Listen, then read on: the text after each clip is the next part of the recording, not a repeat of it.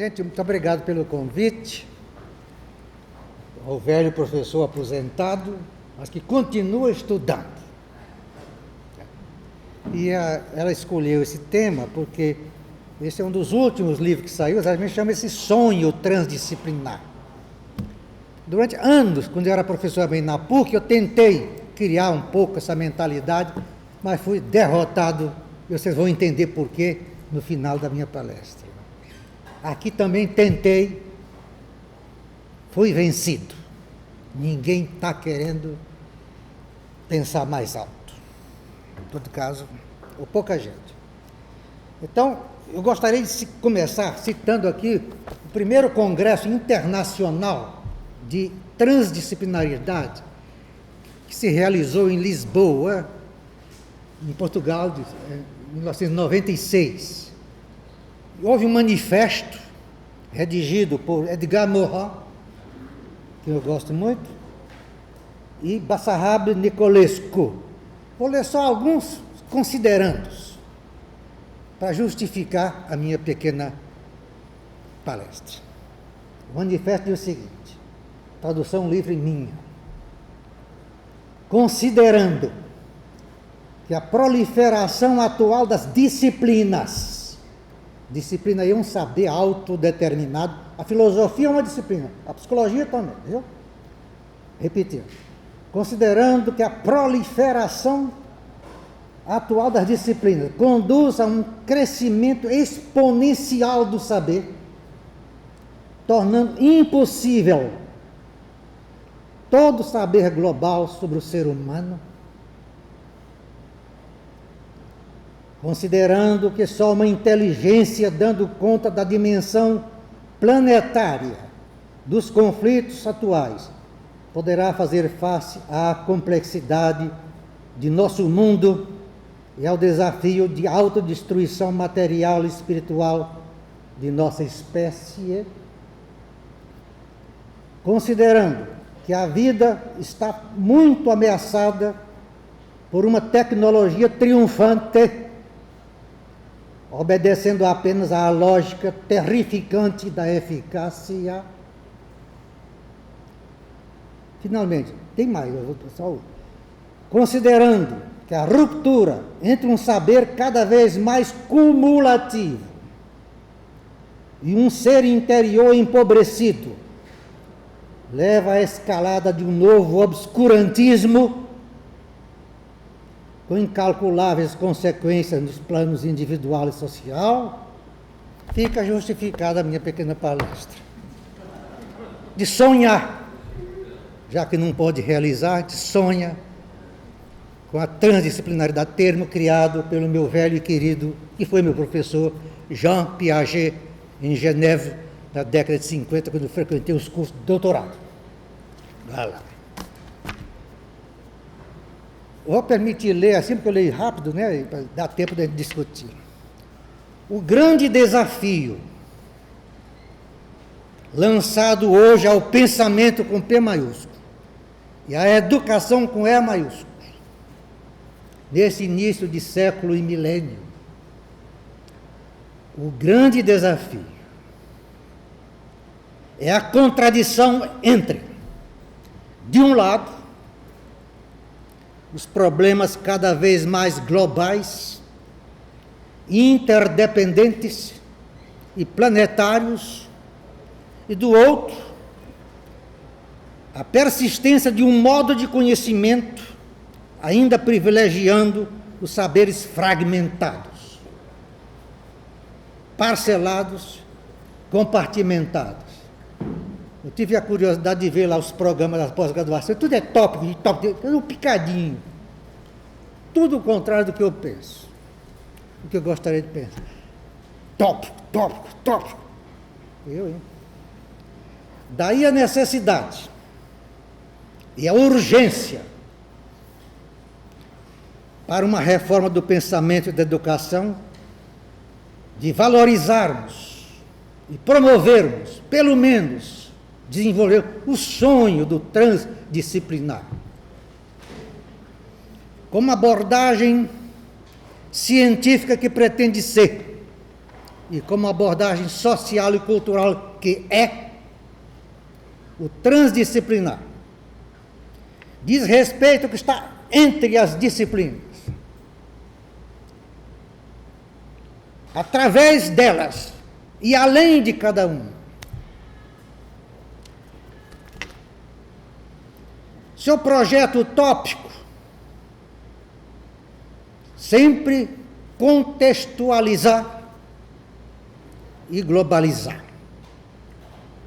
Isto é, ver e avaliar cada problema em todos os seus ângulos e em todas as suas dimensões, implicando a construção de uma visão, ao mesmo tempo transcultural, transhistórica, permitindo-nos compreender o mundo atual em sua complexidade e o ser humano em suas ambiguidades e contradições.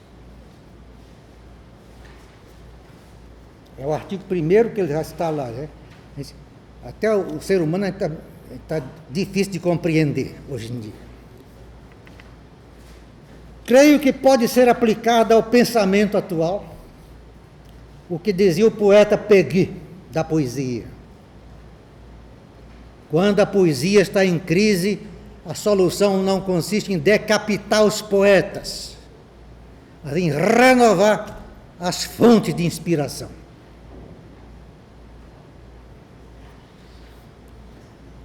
O que podemos fazer quando tomamos consciência de que nossos conhecimentos atuais revelam uma tremenda incapacidade de pensar o mundo globalmente e em suas partes? Isso para nós filósofos é quase um tapa na cara. Nós temos que fazer isso.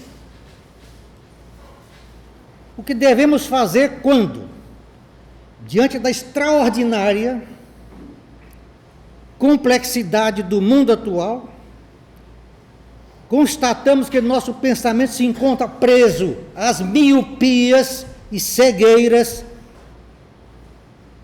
que caracterizam nossas universidades, divididas e subdivididas em departamentos sem portas nem janelas, onde é quase sempre ensinado um saber mofado.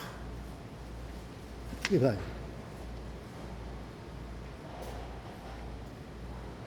Tem porta nem janela. Quem inventou o departamento veio para a cadeia. Acho que foi aquele alemão lá, o nome dele, famoso. Humboldt, sei lá, um desses aí. Ora, uma tradição do pensamento bastante enraizada em nossa cultura tem nos ensinado a conhecer de modo claro e distinto Monsieur Descartes. Cada vez que eu vou a Paris, eu vou visitar a casa do Descartes. Gosto tanto e ao mesmo tempo me irrita com o Monsieur, né? Em todo caso. Obrigando-nos a reduzir o complexo ao simples, a separar o que é unido, unificar o que é múltiplo, eliminar tudo o que favorece desordens e contradições em nosso entendimento. Ora, como nos tem insistido há anos Edgar Morin, o problema crucial de nosso tempo, o da necessidade de um pensamento capaz de enfrentar o desafio da complexidade do real. Quer dizer, apreender as ligações, as interações, as implicações mútuas, os fenômenos multidimensionais, as medidas ao mesmo tempo solidárias e conflitivas. O último livro dele saiu, não sei se é em português, O Caminho que deveríamos seguir, né? La Voie. Foi traduzido? Quem sabe? Bom, já no século XVII, outro pensador que eu gosto muito, Pascal, ao formular este imperativo do pensamento, já dizia o seguinte: dava no seguinte orientação: considero impossível conhecer as partes se não conheço o todo, e impossível conhecer o todo sem conhecer as partes. A famosa dialética do todo e da parte. E acrescenta: é mais belo saber algo de tudo do que tudo de alguma coisa. Eis a verdadeira universalidade de Pascal. Isso daí para cá eu costumo dizer: o especialista e burro são sinônimos até prova em contrário.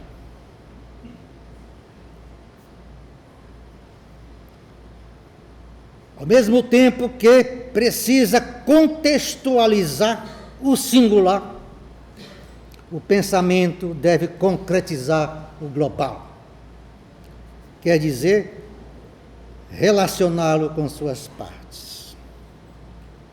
Não nos esqueçamos dessa frase do Edgar Morin que eu gosto de citar: a simplificação é a barbárie do pensamento.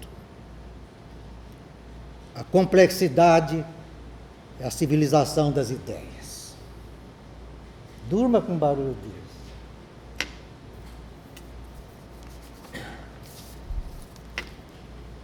Tem se tornado preocupante o estado lamentável de esfacelamento do saber. Surge por toda parte a exigência de se instaurar pelo menos um diálogo entre as disciplinas. Porque ninguém parece mais entender ninguém.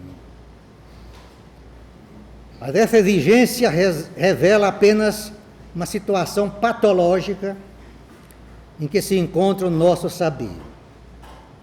A especialização sem limites culminou numa fragmentação crescente de nossos horizontes epistemológicos. Chegamos a um ponto em que o especialista se reduziu ao indivíduo, que sabe cada vez mais sobre cada vez menos, a ponto de saber tudo sobre nada, ou quase nada. Esse indivíduo tem grandes lacunas em sua ignorância.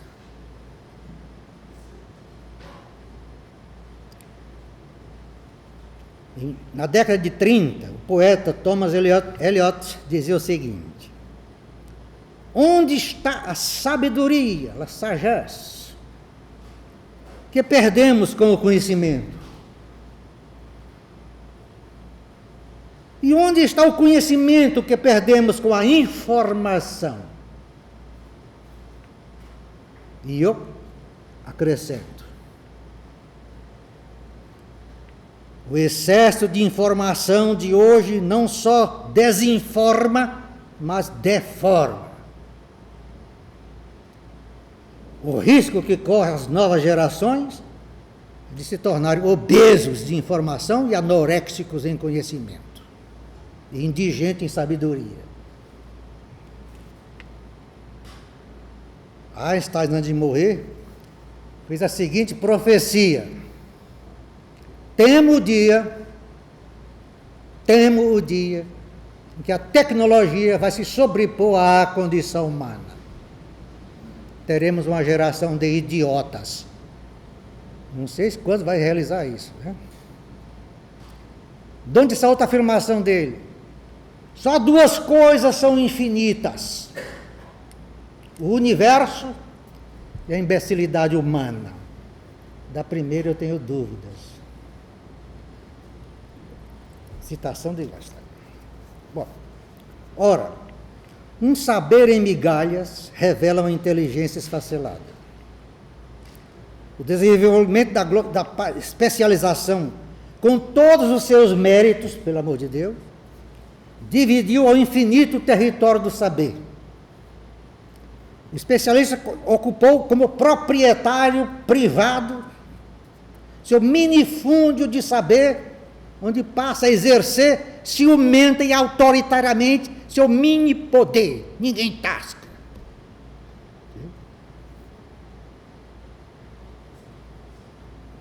Ora, ao destruir a cegueira do especialista, o conhecimento inter ou transdisciplinar, recusa o caráter territorial do poder pelo saber, substitui a concepção do poder mesquinho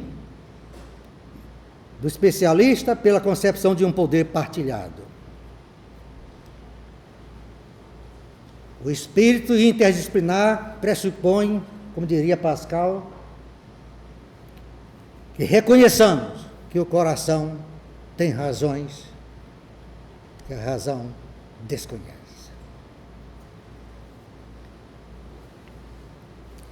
Possuímos qualidade de coração, entusiasmo e maravilhamento que representam as raízes mesmo de nossa inteligência. E devemos renunciar, se não o desejo da dominação pelo saber, pelo menos a manipulação totalitária do discurso da disciplina. De um modo geral, repete-se que o futuro pertence às pesquisas interdisciplinares. Isso vem sendo dito desde 1970, no congresso em Nice, na França, que eu assisti, viajei dizendo isso, né? Pela OCDE, em 70. De fato, são muito difíceis de ser organizadas. E eu tentei na PUC aqui, fracassei. Por causa de ignorâncias recíprocas, por vezes sistemáticas. Em nosso sistema escolar, encontra-se ainda relegadas ao total ostracismo, ou quase total. Os arraigados preconceitos positivistas cultivam toda a epistemologia da dissociação do saber. Sob esse aspecto, ensina-se um saber bastante alienado e em processo de cancerização galopante. Seus horizontes epistemológicos são demasiado reduzidos. Ensina-se um saber fragmentado que constitui um fator de cegueira intelectual. As escolas são muito mais preocupadas com a distribuição de suas fatias de saber, sua ração, e na grande maioria, para aluno que paga e não quer comer o desgraçado. Não quer. Fatia de saber. Alunos que vivem nesse, parecem não ter fome. Este saber mofado, armazenado nessas penitenciárias da cultura, que são as nossas universidades, além de ser indigesto e nocivo à saúde espiritual, de modo geral, passa a ser propriedade de pequenos mandarinos, dominados pelo espírito de concorrência e de carreirismo. É por isso que o interdisciplinar, o transdisciplinar, não tem vez, ou pouca vez. Dá medo, porque é novo. Não precisa ser Freud para saber disso, que o novo apavora todo mundo. Todo mundo quer uma novidade desodorante é a mesma coisa. O novo questiona o já sabido. Põe em questão as estruturas mentais, vai por aí adiante. Né? Se não é novo, é novidade. Se não questionar, não é novo, mas novidade. O conservadorismo acadêmico tem um medo, pânico do novo, que põe em questão as estruturas mentais e essas mini-autoridades autoritárias. As representações coletivas estabelecidas, ideias sobre o mundo, sobre a educação e a boa ordem das coisas. O que se encontra em jogo, no fundo, é uma concepção do saber e o modo de sua repartição, né, em nossas escolas. Lamentamos que em nosso atual sistema educacional seja praticamente inexistente a prática inter ou transdisciplinar. Existe no Sul, eu estive lá em Santa Catarina outro dia, estive em São Paulo outro dia, já tive algumas experiências, mas ainda não institucionalizadas, vou dizer depois. O que existe são encontros multidisciplinares. Essas categorias, tudo aqui, não estou fazendo propaganda não, tá? detalhado. Esses encontros multidisciplinares são frutos mais da imaginação criadora e combinatória de alguns que sabem manejar conceitos e métodos novos e diversos, do que propriamente algo instituído, institucionalizado. Eu passei quase 30 anos aqui, todo ano tinha encontro interespecial na Praia Vermelha, nunca me convidaram. E eu imagino que só eu sabia um pouquinho desse assunto naquela época. Pode ser que agora tem mais, não sei. Que é um ajuntamento, né? Um aglomerado de... Mesmo assim, esses encontros se realizam como práticas de indivíduos abertos e curiosos, em geral marginalizados pelos outros, né? Com sentido da aventura e sem medo de errar. De indivíduos que não buscam nenhum porto seguro, pois não existe, só na Bahia, e olhe lá. Mas indivíduos que se afirmam e se definem por um solene anti-autoritarismo, por um contundente anti-dogmatismo. Vejo eu, no dogmatismo de um saber definitivo, racional, objetivo, o sintoma de uma ciência em estado de agonia. Morreu há 3 semanas ou 2 semanas atrás, um prêmio Nobel que eu gostava muito dele, François Jacob. O prêmio Nobel que já mandou em 65, 66, né? Tem um livrinho dele, O Jogo dos Possíveis, que vai mesmo nessa linha, que eu não canso de citar esse trecho dele aqui. Lá vai. Não é somente o interesse que leva os homens a se matarem. Claro que é também é o dogmatismo. Nada é tão perigoso quanto a certeza de ter razão. Foge dessa gente. Nada causa tanta destruição quanto a obsessão de um saber considerado absoluto, certo, e assim por diante. Todos os crimes da história foram e estão sendo cometidos como consequência de algum fanatismo. Todos os massacres foram e estão sendo realizados por virtude, em nome da religião verdadeira. Quantos viraram torresmo durante tanto tempo atrás? E estão virando do politicamente correto, do bem contra o mal, do racionalismo legítimo, da política idônea, da ideologia justa, em suma, em nome do combate contra a verdade do outro, em nome do combate contra Satã, e eu acrescento, contra Sadã. Entenderam, né? Você determina um mal, você bata. Em nome da religião, em nome de tudo que você quiser. Ora, um saber que não se questiona constitui um obstáculo ao avanço dos saberes. Isso é Bachelard, de quem foi também muito leitor. A pretensa maturidade intelectual, o orgulho de tanto sistema de ensino, constitui um outro grande obstáculo com o saber. A famosa cabeça bem feita, bem arrumada, bem estruturada, bem organizada, objetiva, não passa de uma cabeça mal feita, fechada, produto de escola, modelagem, manipulação. Precisa urgentemente ser refeita. E o interdisciplinar ajuda a se refazer essas porcarias de cabeça, entendeu? Refazer. Por quê? Cultiva o desejo do enriquecimento por enfoques novos. Cultiva o gosto da combinação das perspectivas. Ademais, alimenta a vontade de ultrapassar os caminhos batidos, os saberes já adquiridos.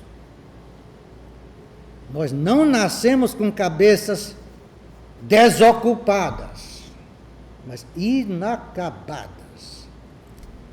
Inacabadas. A escola e a família que pretende, com a pedagogia intuitiva, ocupar a nossa cabeça. Não deixa, não. Não deixa, não. Aristóteles já dizia, a criança nasce com a curiosidade, com a libido, sciende. Uma tesão de saber fantástica. Né? Vem a escola e vem os pais, e vem recalcando, quando você crescer, entendeu? Por isso que ele não pergunta mais quando chega na idade nossa. Né? Bom.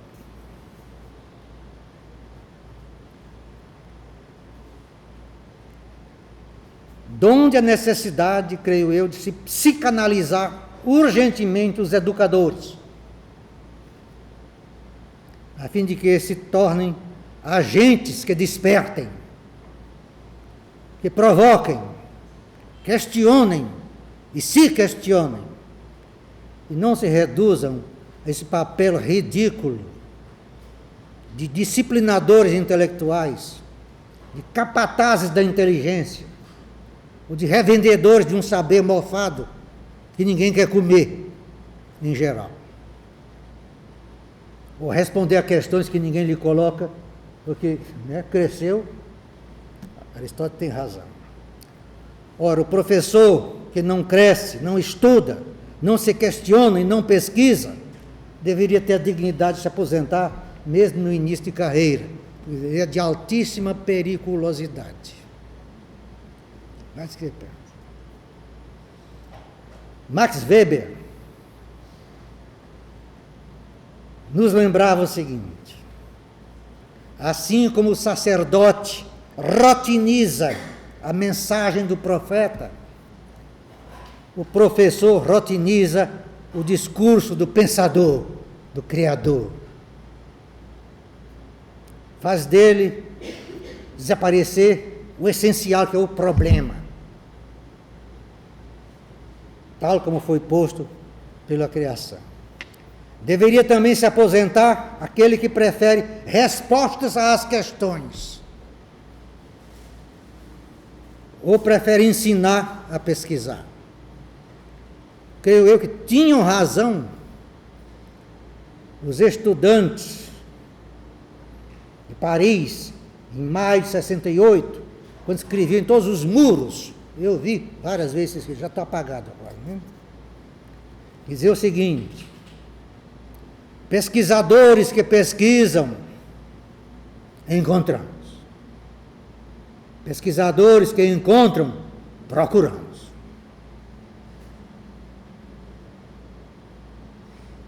E Balzac, um século antes, dizia: crie e inove, serás perseguido como criminoso. Copie e imite, viverás feliz como idiota.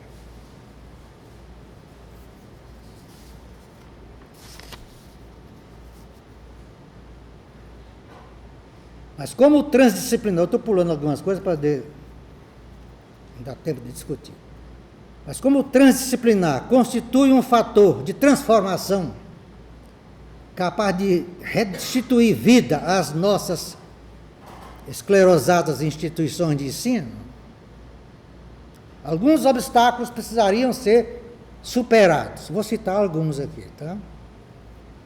Se vocês estiverem de acordo, a gente conversa depois, senão gostaria de saber por quê daqui a pouco. Primeiro obstáculo: a situação adquirida dos mandarinatos no ensino e na pesquisa, inclusive na administração, onde os cargos, em geral, são ocupados por pessoas as mais medíocres.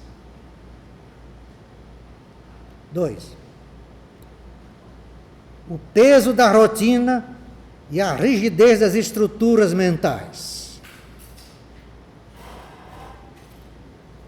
A rotina acaba até com outras coisas, né?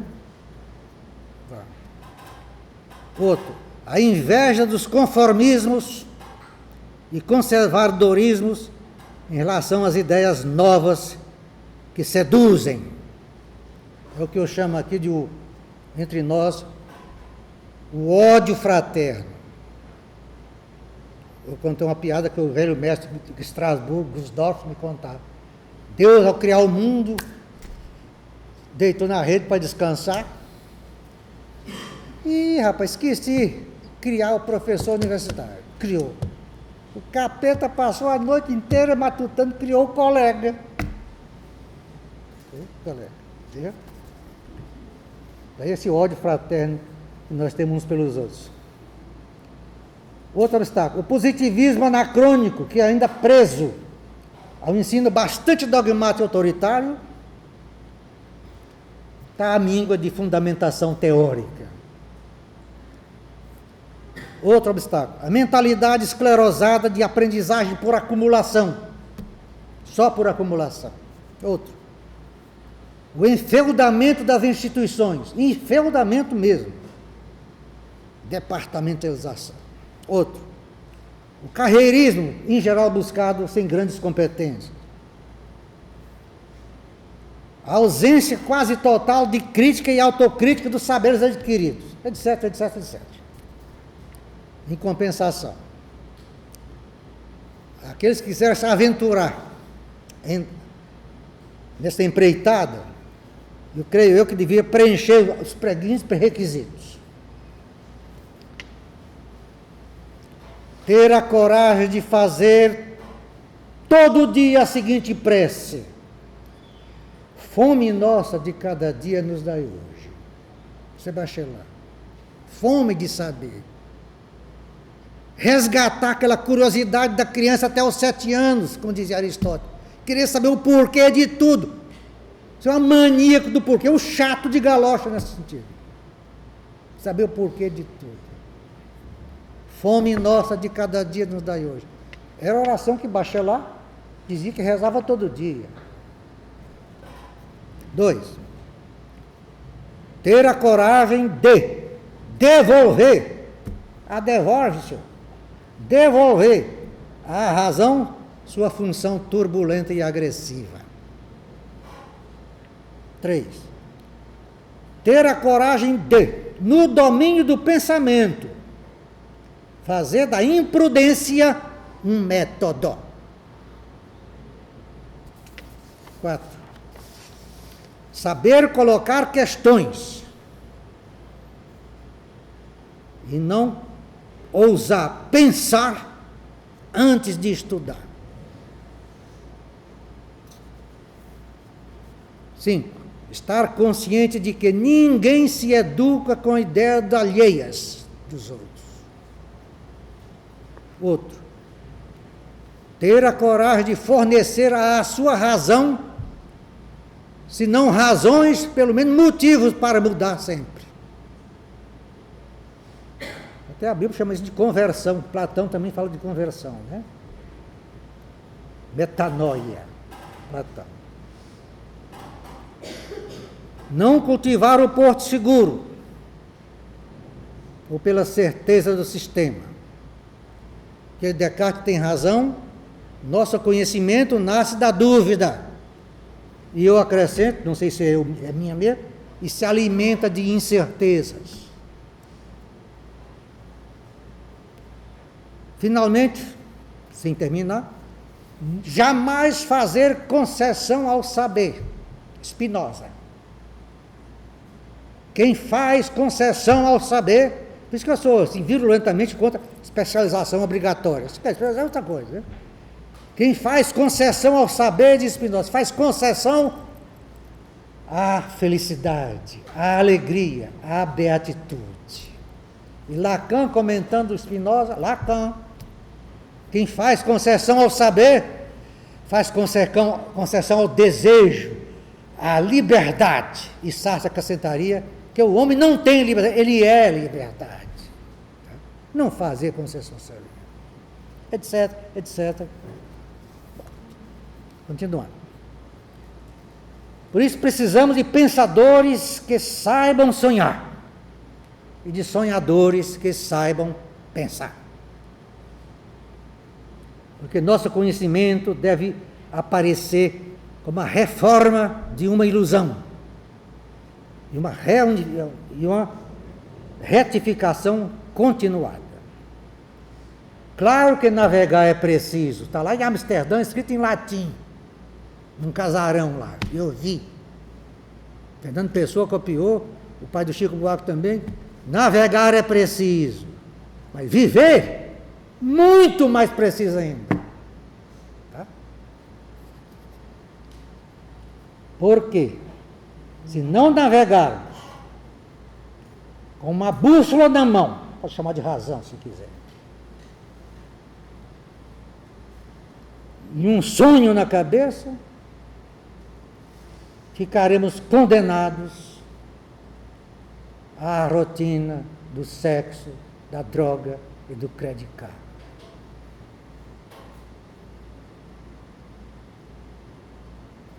E o ideal de vida proposto à juventude, que já está sendo, me parece, boa parte, viciada em divertimento, não tem mais cura, parece que não tem mais cura. O Chomsky inventou uma palavra nova, Noam Chomsky, né, famoso. A geração americana, diz ele, vive apenas de infotenimento, informação e entretenimento. Então, o ideal proposto à juventude, viciada em divertimento, passará a ser apresentado como o mais compulsivo consumismo perfumado de hedonismo. E vivido no mais vazio nihilismo ou ceticismo.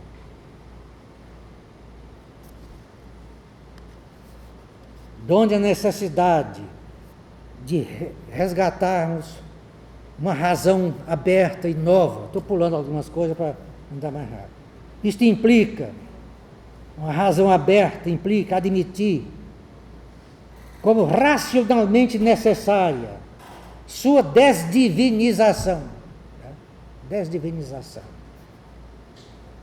Só uma razão absoluta, fechada e autossuficiente é tão intolerante que não consegue dialogar com o irracional, o mesmo com o suprarracional.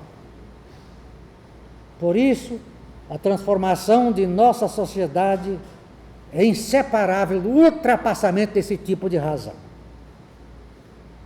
O que estou querendo dizer é que o sonho transdisciplinar não somente nos ajuda a desmontar metodicamente o velho edifício da razão fechada, fonte de verdades absolutas, acabadas, de visões dogmáticas e moralistas cada vez mais do mundo,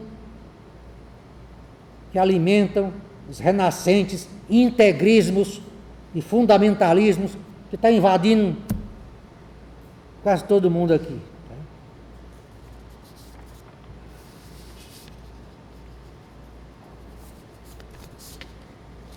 Então, não é nada disso, mas precisamos libertar, a razão aberta nos liberta do medo, inclusive do medo de nossos próprios desejos.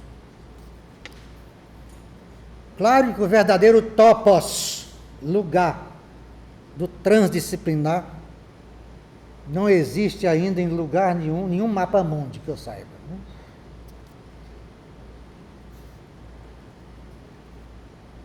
Seu lugar é inteiramente ainda utópico, por isso que eu falei no sonho. Transcende nossos conhecimentos.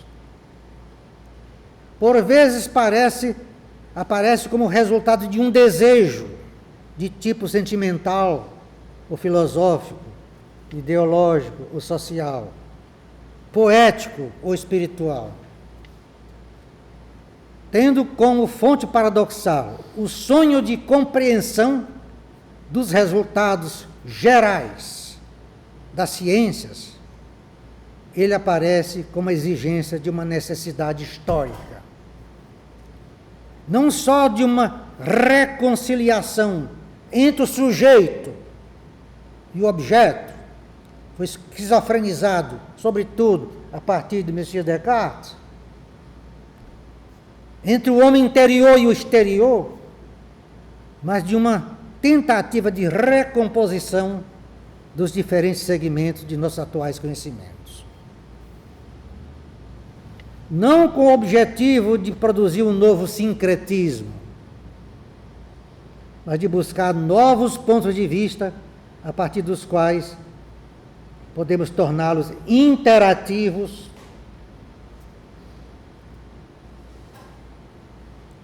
e espaços de pensamento suscetíveis de revelar uma unidade mais profunda.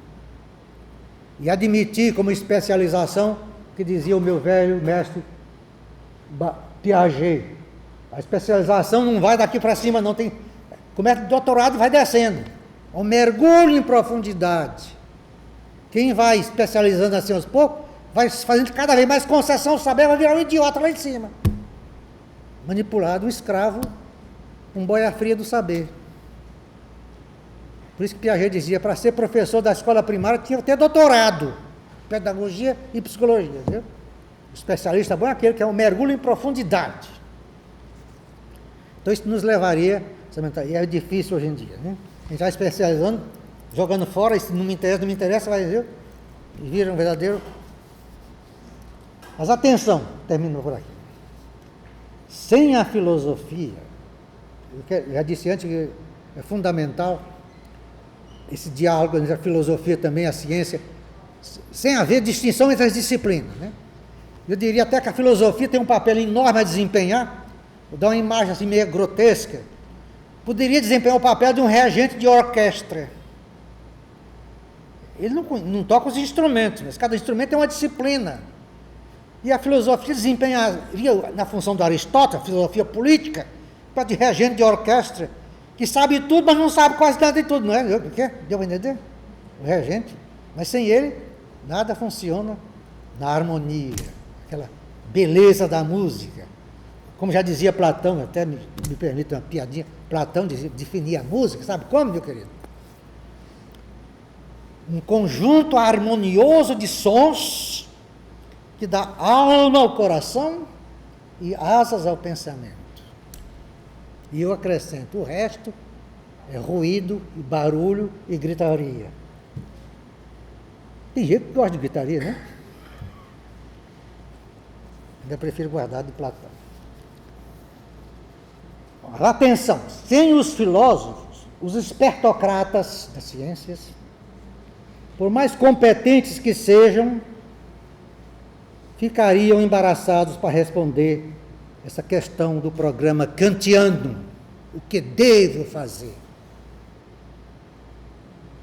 Se o cosmos grego foi liquidado pela ciência moderna, e se a natureza não pode mais ser considerada como um modelo harmonioso, permitindo-nos decifrar as fidelidades morais, digo que compete à filosofia, moral, política, social, responder à seguinte questão, kantiana, mas corrigida.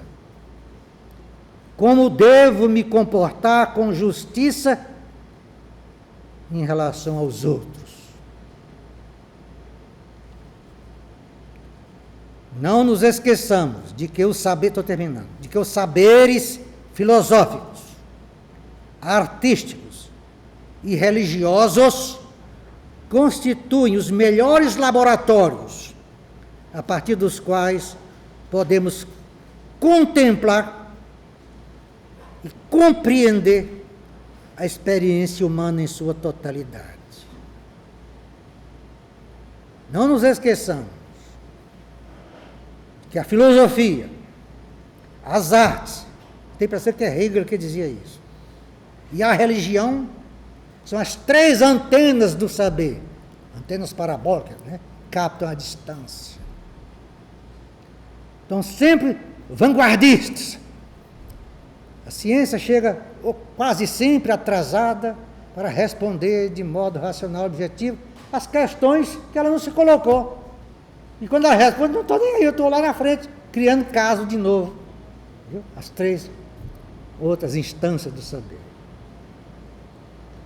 Por isso que uma vez, é um livrinho do Piaget, que fez sucesso aqui no Brasil na década de 60, 70, chamava-se o seguinte: Sabedoria e Ilusões da Filosofia.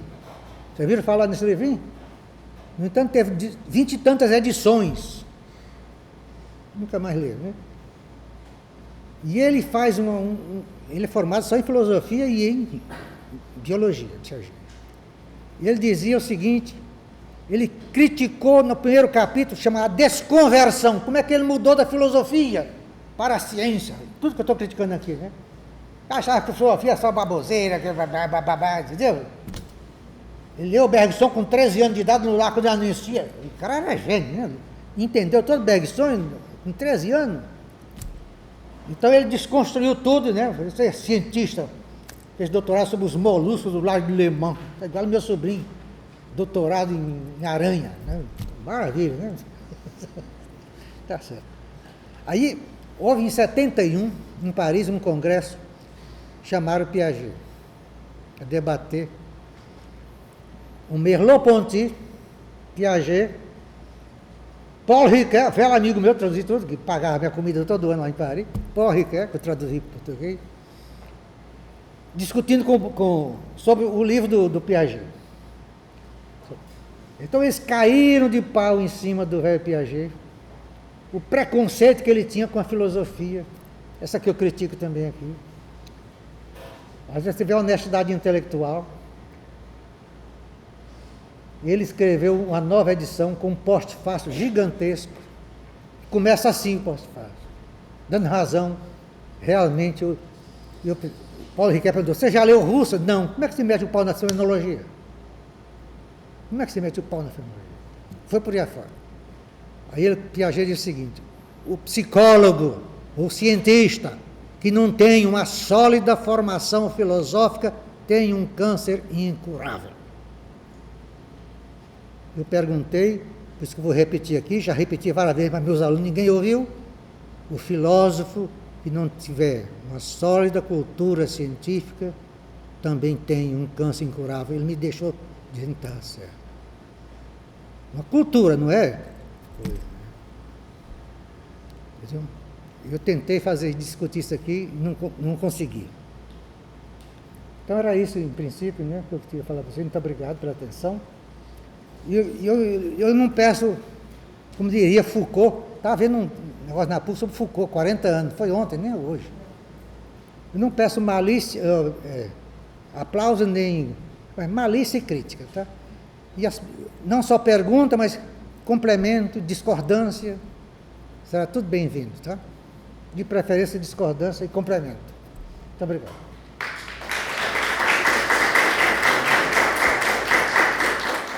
Eu vim lá de São Paulo, estava com meu sobrinho lá, estava preocupado com o vestibular, não sei o quê, tomou pau em 2 vezes. Está tudo errado, são fábricas. Falei, ó, meu filho, bota na escola pública. Melhor coisa que você pode fazer, botar na escola pública, leva lá umas cacetadas, sei lá o quê, você vai aprender a viver. Porque não há escola ruim. Para mim, a universidade não é escola ruim. Ah, aluno ruim. Esses marmanjão não sabem estudar sozinho mais. Precisa de muleta, professor bom ajuda, mas em geral atrapalha. Em geral pode atrapalhar também. E quanto à academia? Por isso, eu não sou um feroz crítico como o Cristóvão Buarque da academia, como está aí. Tem sua função, é claro que nós precisamos de engenheiro, precisamos de boia fria, precisamos de Sócrates, mais uma vez. Aprove aos deuses, diz Sócrates, dividir a humanidade em 3 categorias. Não sei porque que Marx não leu esse texto. 3 classes sociais. Aquela história que você tem, no topo da pirâmide, os filósofos, os sábios, aquela coisa toda, é feito de ouro. Embaixo está o serviçal, é feito de prata. E lá, feito de ferro. o proletariado aos escravos. Então que justificava a escravidão. Aristóteles também justificou a escravidão. Até outro dia justificaram a escravidão. Até outro dia teve Casa Grande Senzala aqui no Brasil, ainda tem um bocado, discute todos os dias nesses jornais aí, ainda tem. Agora, e dizia Sócrates, a mudança de um para outro é um atentado aos deuses, a mudança de um para outro patamar. Cada coisa no seu, cada macaco no seu galho. Exatamente. Então eu digo, a academia está aí. É necessário? É. Mas quer inovar? Não é com as estruturas velhas, não. Eu não sei se na Idade Média a academia era mais simpática do que hoje. Claro, sei um pouco, né? O grande historiador da Idade Média, Le Goff, tinha muito mais liberdade às vezes, né? As questões disputate. Santo Tomás dava aula assim na porrada, com perdão da palavra. Qualquer assunto está valendo, qualquer coisa. Quod libertalis. Ia para a aula e dizia, né, qualquer assunto. Não sei o que eu faço. Eu confesso a você, não foi nessa faculdade, aqui. Eu não sei se... Eu sou apenas encontrista. Veio de Morin, que entende muito educação, tem alguns estudos sobre educação, né? A academia, ele é muito cético em relação a isso. Acho que teria que criar estruturas novas. Geralmente a gente vai fazer um trabalho final de curso, esse não pode, a academia não reconhece. Esse não pode, isso daqui eu tenho que ficar sempre em torno de, ao redor de, a partir desse. Você está fazendo filosofia? Hã? Você está fazendo... Então, se você quiser fazer mestrado, doutorado, não escolha nenhum medalhão, não, tá? Para te orientar, não vai te atrapalhar. E vai formar discípulo, não fica não, tá? Pega qualquer umzinho aí, basta ter um título que você vai fazer sozinho. A Marmanjo vai precisar de tutela. Esse é o medo que eu tenho. Mas eu fiquei 30 anos aqui orientando tese, né? Desorientando. É a pior coisa que tem. Sim, você era meu orientador, falou, vai procurar fulano de tal, ele sabe melhor do que eu isso aqui. Pergunta o Oliva se não mandar, olha lá. Positivismo eu tenho horror. Positivismo, lógico, vai procurar o Oliva lá. Ele gosta dessa porcaria, eu não gosto. Vai lá, conversar com ele. A pior coisa que tem é você perceber. Não estou orientando a pessoa? Estou. Assim que eu fazia. Verdade, concordo muito. Mas alguém quer comentar, fazer pergunta? O senhor pode falar um pouco em relação a essa possibilidade da disciplinaridade, em relação à originalidade do estudante? Porque, como ele estava falando, a gente até na própria faculdade, a gente é induzido a reproduzir. Você vai ter um orientador, mas no fundo, às vezes você vai ter que reforçar a tese dele. E aquilo que você queria fazer, você não encontra ela. E aí você vai sendo doutrinado, aí chega no final, se você se todo, você é doutor, para doutor, aí você vai ser um orientador desse mesmo modelo, desse mesmo formato, e nada muda. Aí depois querem originalidade, querem produção de novo, mas não foi trabalhado isso na formação. Olha, pelo amor de Deus, aqui é só entre nós, tá? Eu fiquei aqui 30 anos, Porque não tem flamenguista, não tem não não, botafoguense. só entre nós. Eu dizia para o pessoal, gente, esses concursos para mestrado, doutorado, está tudo errado, tudo errado. Porque cada professor escolhe o pincha dele. Devia ser o seguinte, você veio da USP fazer mestrado aqui, a USP já é reconhecida por qualquer mundo. Então você tem você, mais 3 candidatos para uma vaga. Mas cantar o hino nacional. Então os dois já não tem que fazer exame mais nenhum. A não ser que o cara faz em Carolina, né? Na minha cidade, Carolina, entre Nova York e Filadélfia, tá? Uma faculdade décadas, o cara que fez da USP, aqui da Fluminense, ou da PUC, fazer provinha para entrar no mestrado. O MEC já reconheceu isso. A seleção é outra coisa, não tem de fazer provinha sobre Descartes, sobre grego, já fez isso lá. Criar outro sistema de selecionar. Eu digo na brincadeira, canta o hino nacional então, pô. Mas a forma está muito errada. Em geral, os mais inteligentes, os melhores, não passam. Eu vi muito aqui, não passou. Ah, porque esse meu candidato tem que entrar. Claro, os melhores não fazem, não passam por mestrado e por doutorado. Pelo menos alguma parte dele. Que idiota o sistema de seleção.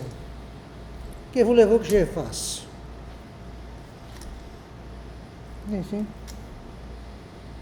Mas eu fui sempre derrotado aqui nessas coisas, né? Essas burocracias.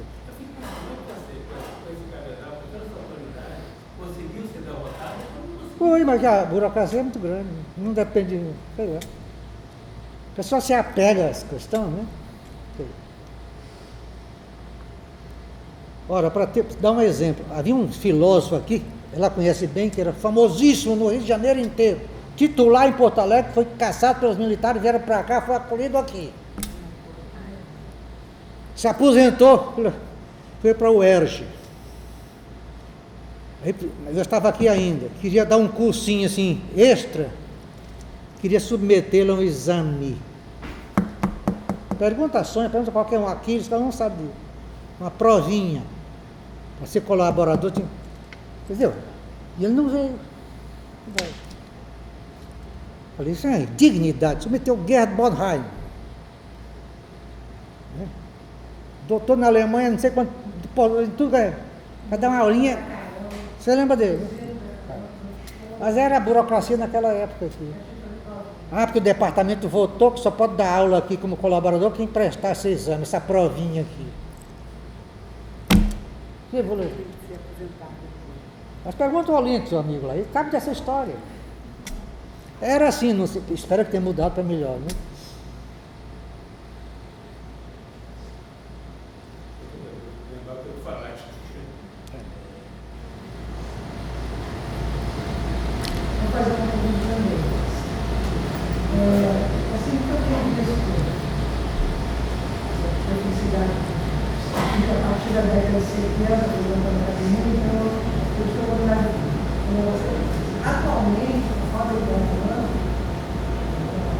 Fala mais alto que não estou escutando. O Lipovitz e o Bauman são dois sociólogos que fazem abordagens de interdisciplinaridade.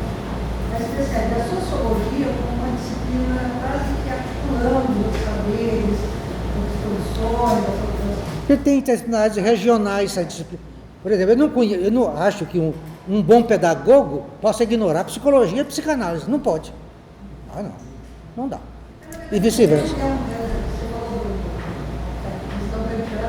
Não era mais o que eu fazia, era como eu vivia, eu acho que o cara não coloca isso dele. Como eu devo ser? Como as mudanças da dimensão vai existir quando a masculina, executiva.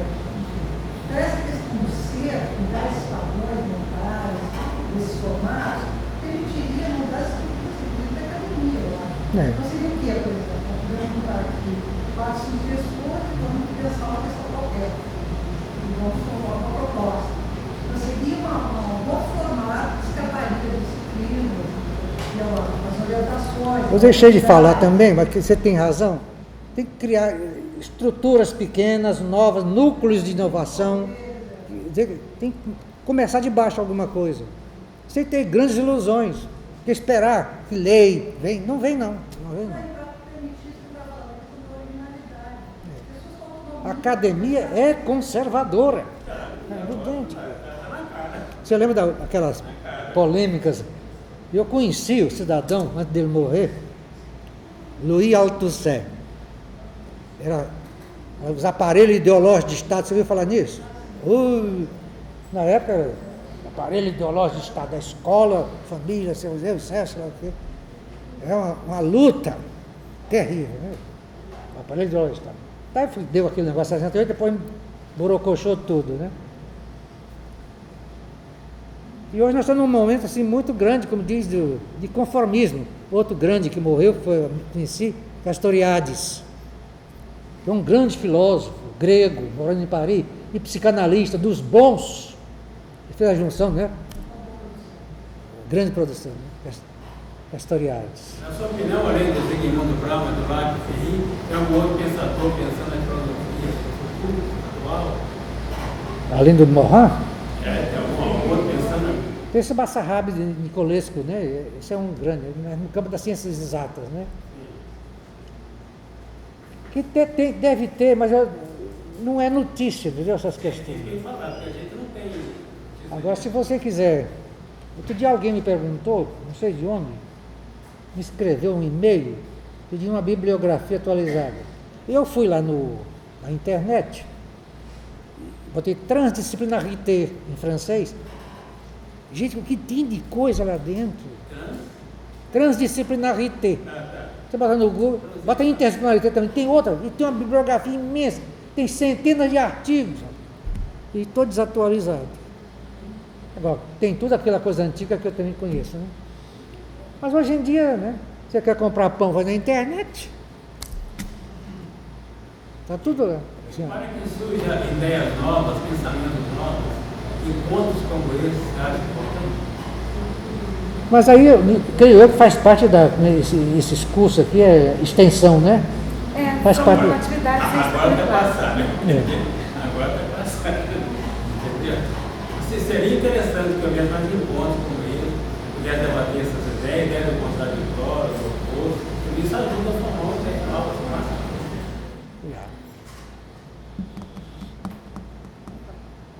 Rapaz, vai atrás. Mas você sabia, só uma questão, quem perguntou ainda agora você? Eu sou proibido de participar de banca de tese de mestrado aqui. Aposentado não tem direito. Se me convidar para uma banca, eu não posso, eu sou aposentado. Não pode. Não é engraçado isso? Gente de fora pode. Qualquer aposentado da UERJ pode vir para cá. Eu, que sou daqui, não posso. É. O Olinto pode, porque ele é aposentado aqui, mas aposentado lá, ele vem da UERJ para cá, pode. Eu começo a entender o porquê. Entendeu, né? Eu já fui convidado a várias vezes, até eu dispenso que tese é uma coisa chata, né? Mas aí parte de banca, fiquei livre. Foi a Sônia aqui, não, você foi lá, não pode, mostrou todo o regulamento lá que é proibido. Morreu. Então, o rapaz quer fazer uma pergunta, professor. Sim, eu estudei 10 anos na escola francesa. Eu estudei 10 anos na escola francesa do Rio de Janeiro. Pastor? Não, isso. Pastor era direito. Ah, ele foi Paulo, é. Escola de direito. Eu sei qual é. E, de alguma maneira, assim, ao longo do ensino fundamental e até o começo do ensino médio, as matérias, tinham todas elas, como tem o sistema brasileiro, mas de alguma maneira você podia não ir bem em alguma. Não tinha esse lance de recuperação e cada um você precisar tirar tal nota como tem no Brasil. Eu também, mudando, acabei tendo um mundo diferente do escola brasileira. Ao mesmo tempo, quando você chega em ensino médio, no segundo ano, você escolhe entre 3 ou 4 opções de especialização, obrigatoriamente. Então, assim, essa questão, eu acho que o sistema francês, eu posso ter que o sistema francês está longe muito à frente do Brasil. Mas, assim, de alguma maneira, ele já entra no... Já tem no César. Eu vou te contar a origem disso, talvez, se você souber. Depois da 68, mais 68, o velho reacionário de Gaulle, aquela confusão toda acabou. E qualquer inovação lá, eles jogaram em Grenoble, lá nos Alpes, lá no Vale de Zerro, o Vale Zerro é de lá, né? Porque lá, uma região dita de só tinha prefeito comunista, essa inovação estava surgindo. Aqui não, joga para lá, para Grenoble. Por isso que eu fui para lá. Saí daqui e fui para lá. Só tinha lá. E aí, eram 13 departamentos, faculdades que se reuniram. E chegaram a convencer o seguinte: você faz filosofia. 5 alunos de filosofia que querem entrar nesse projeto. Psicólogo, sociólogo, não sei o quê. Reunia 45 alunos. 5 de cada departamento. Vocês querem perder 2 anos da sua vida? Vem para cá. Criou-se lá, que aqui chamou depois, o ciclo básico. Foi um pouco imitação. Só que lá era interdisciplinar. Todos os 13 professores dando aula para 45 alunos ao mesmo tempo. Psicólogo, psicanalista, sociólogo, cada um intervinha o tempo todo. Qual é o programa do primeiro ano?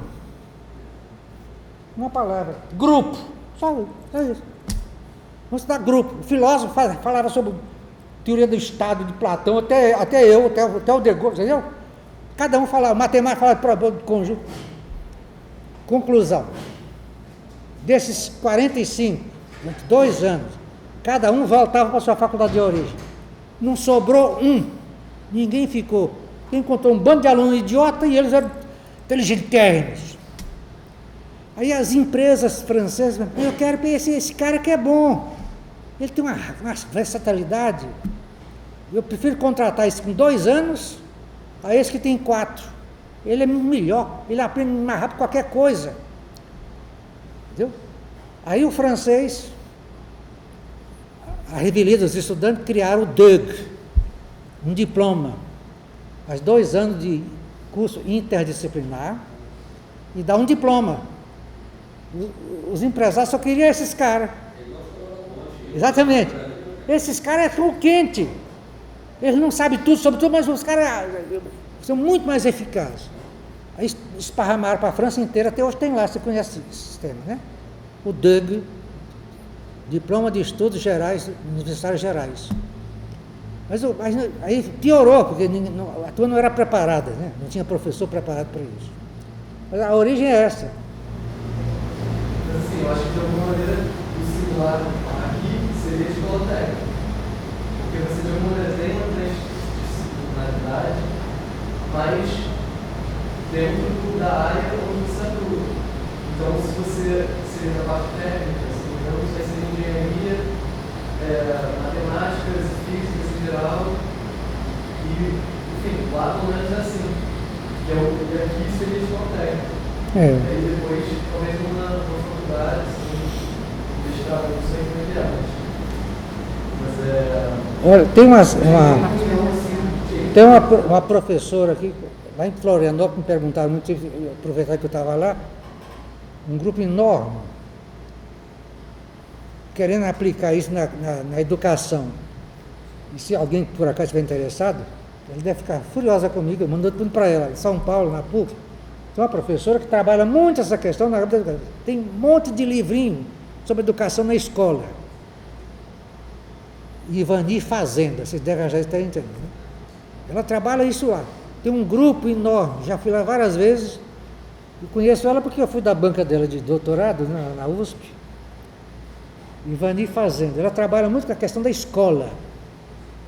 A interdisciplinaridade na escola. Tem vários livrinhos sobre o assunto. Tem uma equipe lá de Fazenda. Mais alguém quer fazer um comentário, pergunta? Professor, fala um pouco do seu sonho da transdisciplinar no momento atual, a questão da ecologia, como é que o senhor vê perspectiva? Eu vejo. Como dizia o meu querido Paulo Ricoeur, o que é epistemologicamente divergente pode ser existencialmente convergente. Eu não sou daquele. Do meu tempo não era não. Tem muita gente que diz, no meu tempo, né? Eu outro dia estava brincando, não sei com quem. Mas hoje está tudo ruim, o pessimismo. Não tem mais corrupção nenhuma do que antigamente. Você está sabendo muito mais hoje em dia. É só isso. Hoje em dia não tem nada mais escondido. O Wikileaks também resolve tudo, né? Resolve tudo. A gente sabe de tudo hoje em dia, não é verdade? Mas o homem, como dizia o nosso amigo que foi professor aqui há vários anos, Darcy Ribeiro, o homem é um animal que não deu certo. Foi sempre não é pior nem pior do que o outro. Mais algum comentário? Tá bom, gente. Então, muito obrigado. Tá? Desculpa aí, mas...